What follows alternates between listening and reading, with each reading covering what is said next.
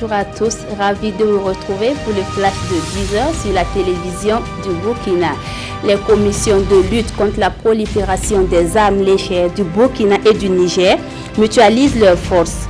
Elles veulent définir une stratégie commune pour lutter contre la circulation illicite d'armes légères et de petit calibre au niveau des frontières respectives. Pour les deux commissions, la lutte contre l'insécurité commence en amont par l'adoption de bonnes pratiques. Des journalistes et des responsables de projets et programmes de la région de l'Est ont effectué hier mercredi une tournée dans les démonstrations de patates douces à chair orange PDCO. Initiée par l'ONG Keller International à travers son projet Agrandis, cette tournée vise à donner des informations aux hommes de médias sur la patate douce à chair orange. Thomas Sankara, La liberté contre le destin. C'est le nouveau livre de Bruno Lafray.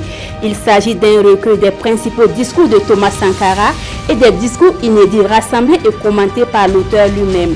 La liberté contre le destin, c'est aussi une trentaine d'images en noir et blanc intercalées entre les discours, une biographie et une chronologie des événements depuis la naissance de Thomas Sankara. L'ouvrage fait 480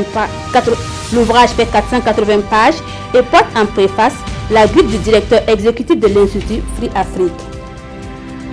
À l'international, la polémique fait rage en RDC depuis la décision du ministère des Affaires étrangères d'invalider dès le 16 octobre prochain tous les passeports semi-biométriques au profit des passeports biométriques.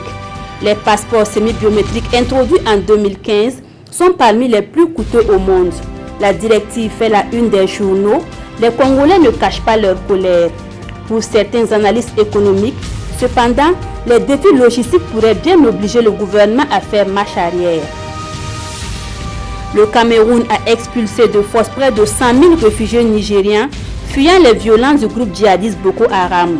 Ils étaient victimes d'actes de torture et d'agressions sexuelles de la part de l'armée camerounaise, selon un rapport accablant de Human Rights Watch.